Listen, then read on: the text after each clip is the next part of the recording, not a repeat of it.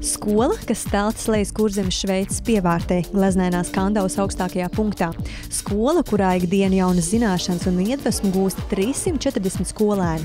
Skola, kurā līdztekus pamatizglītībai un vidējai izglītībai jauniešiem tiek nodrošināta iespēja apgūt arī speciālo izglītību. Skola, kurā visi jūtas kā liela ģimene. Tā ir Kandavas internāta vidusskola. Mums ir arī uzdāvināts vienpalīdzes, kur ir rakstīts, ka mēs esam skola, kas ir vissirsnīgākā. Un, manuprāt, tā patiešām arī ir. Un to īpaši var redzēt salidojumos, tādu, teiksim, tiekšanos pēc tiem saviem audzinātājiem reti, kur var redzēt. Jo šeit būtībā audzinātājs ir otra mamma. Ja bērns atbrauc un paliek internātā, tad viņš visu nedēļu ir kopā ar audzinātāju, kur 7 viņu modina, un 9 mazos un 10 lielos liek gulēt. Un, tas bieži vien ir tas cilvēks, kam tas bērns, kuram varbūt mājās reizēm pietrūkst šīs uzmanības, kam viņš var arī uzticēt visus savus noslēpumus. Viņiem vajag šo mīlestību, un šeit viņiem tā tiek dota.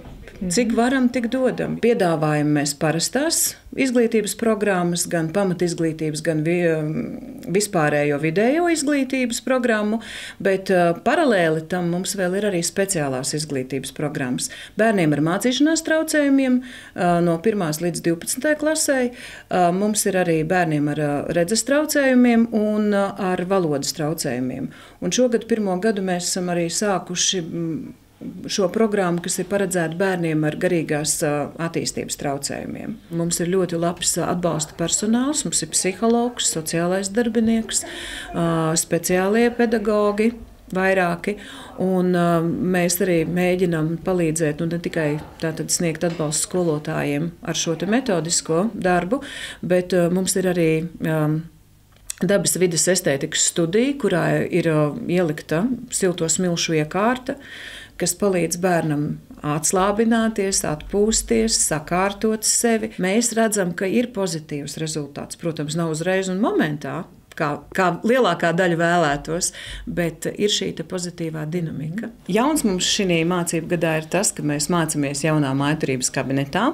Meiteņu mājturības kabinets ir renovēts pilnībā, gan ir veikts remonts un iegādāts jauns aprīkojums. Es ceru, ka šogad mums viss izdosies, mums ir jau izstrādāts projekts, tagad tiek naudas rēķinātas, cik daudz vajadzēs arī priekš zēnu mājturības kabinetu. Savukārt internātā mēs esam izveidojuši 2 atpūtas telpas, kurās jaunieši pēc vakarmācībām brīvajos brīžos vakarā var iet atpūsties, uztaisīt sev kādu kārumu, parunāties savā starpā, paskatīties televīziju, spēles paspēlēt.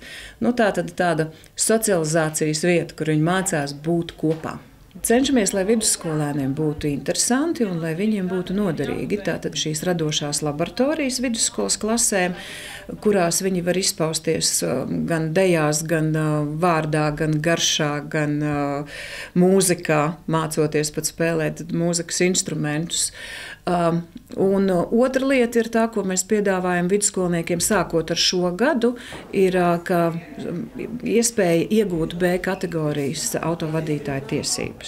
Ja vēlaties mācīties vienā no skaistākajām Latvijas pilsētām, Kurzemes Šveicē, Kandavā, tad droši nākat uz Kandavas internāta vidusskolu, kur ir skola, kas ir vissirsnīgākā, pat arī tad, ja jums mācības sagādā nelielas grūtības, jūs droši to varat darīt, jo arī vidusskolā mēs piedāvājam mācību programmas skolēniem ar mācīšanās traucējumiem.